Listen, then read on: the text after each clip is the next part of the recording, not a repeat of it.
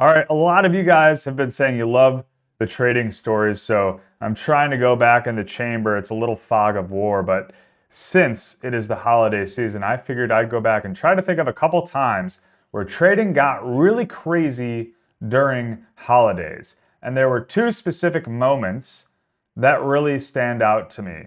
And I was a completely different trader at these two different moments. So we're going to walk through those. It was Thanksgiving 2014 and Christmas Eve 2018. So let's jump into it and see what takeaways we had from them. By the way, if you're new here, I'm James. I traded for about 11 years, trading futures, day trading. I've done crypto, stocks, options, commodities, but insert all sorts of assets. I've kind of done it all. And for this story, we're going to be talking about my futures career, where I was day trading every day, 50, 100 trades across a broad swath of assets. And if you don't understand futures at all, they are open quite often, even over. It's not like the stock market that closes and opens. The futures are trading almost 24 hours a day. It's not exactly, but we'll say 22, 23 hours a day, except on Saturdays. Then they reopen on Sundays. And holiday hours are a bit wonky depending on the size of the holiday. Sometimes certain assets will be open, certain futures markets will have half days, full days, whatever. It's kind of a mix. There's schedules out there if you really care to go look. In general, though, on holidays, things tend to slow down. Lower volume, not much movement. People kind of have this overall agreement that, hey, holidays come, we're going to go chill and we'll get back to it after, we get past that week. However, there are certain instances in which, markets are at threshold points, or there's somebody that maybe is pressing some buttons a little bit during low volume times and creating moves that cascade into other things. And we're going to go over two of those spots here today that caught everybody off guard. So Thanksgiving 2014, mind you, this is only a year and a half into my trading journey. So I was at this point at best a break-even trader, losing overall with fees and desk fees, trading fees, all of that. So I wasn't necessarily ready for any good opportunities or volatile opportunities that were going to come my way. And it was Thanksgiving 2014, and the OPEC committee announced that they were not going to be cutting production, and it absolutely sent oil markets into a tailspin to the downside. If you've ever traded oil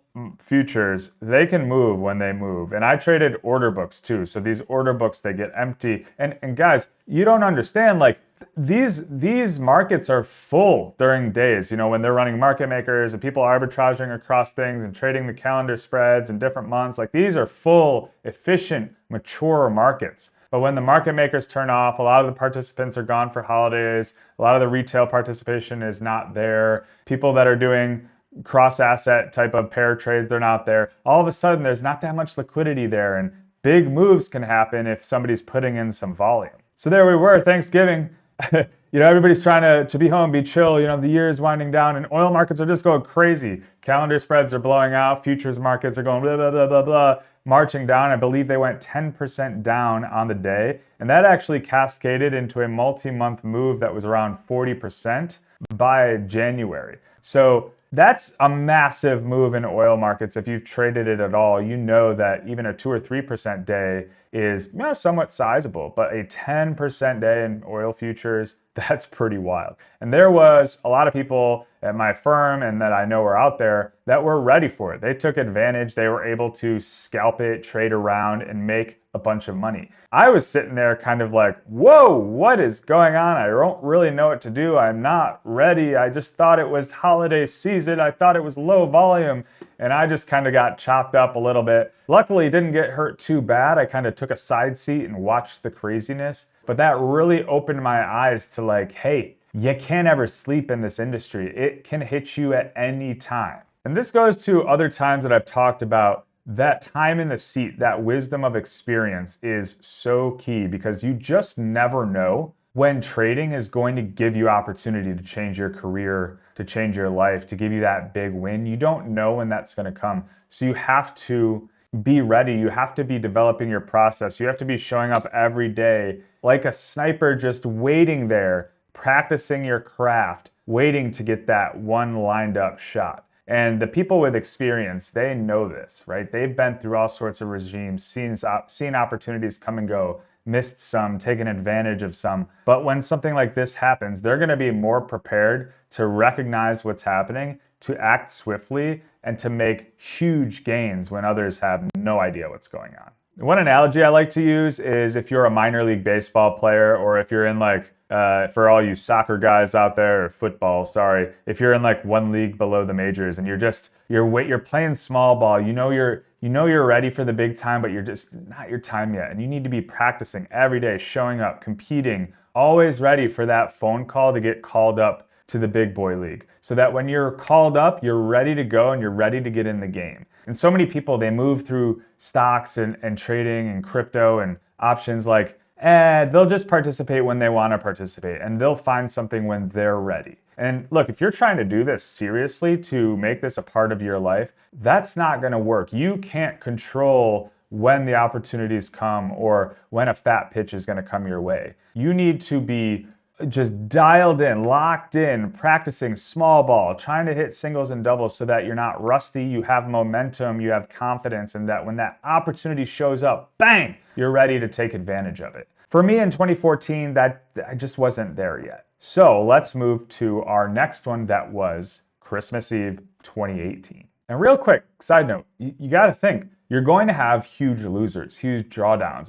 It's an inevitability in this industry. It's not a matter of if, it's when. And if you're not capturing big wins and big upswings as they come, it's going to be a real uphill battle for you to just assume you can make this a career, something of longevity, if you're never getting those big wins, because you're going to have big losses. So if you guys were trading or around in 2018, you might remember that it was a time where they were starting to kind of dabble with the idea of QT, rising interest rates, and in Q4 of 2018, the market started to kind of deteriorate. I think we had over a 20% down move, if my memory serves me correctly, in the S&P 500, and it was pretty volatile. But it all culminated towards the end of the year as liquidity dropped. The move to the downside had not slowed down in momentum and just fizzled off to the end of the year. It was gaining steam. And then as people were going to holiday or whatever, the market just started tumbling over itself. But here's the difference. 2018, Q4, scalpers, people like us, we were thriving in this volatility. So we were doing well. We were showing up every day.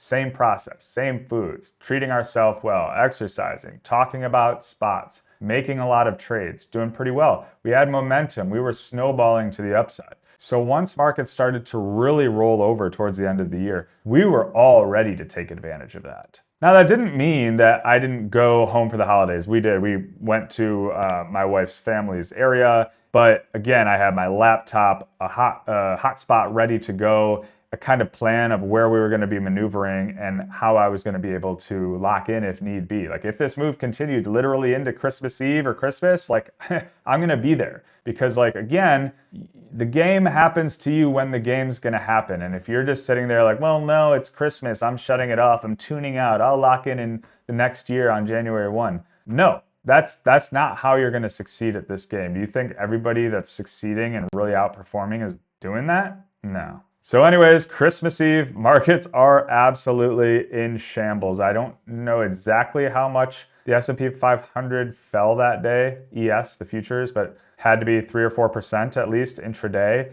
The market was completely gappy, illiquid. The order book just had nothing going on in there. And if you guys don't trade order books and you're just looking at charts, you're missing a massive informational onslaught of what's going on. And that's probably why it scares a lot of people, is because they're just seeing candles wick around on a chart and don't really have any context as to like, why would I buy here? Why would I sell? Unless they're seeing just levels on a chart. Maybe that can work if they're a good risk manager, but it was nice to have more information at the time. So I was able to sit there in the morning, Christmas Eve, drinking coffee, just slicing and dicing the markets.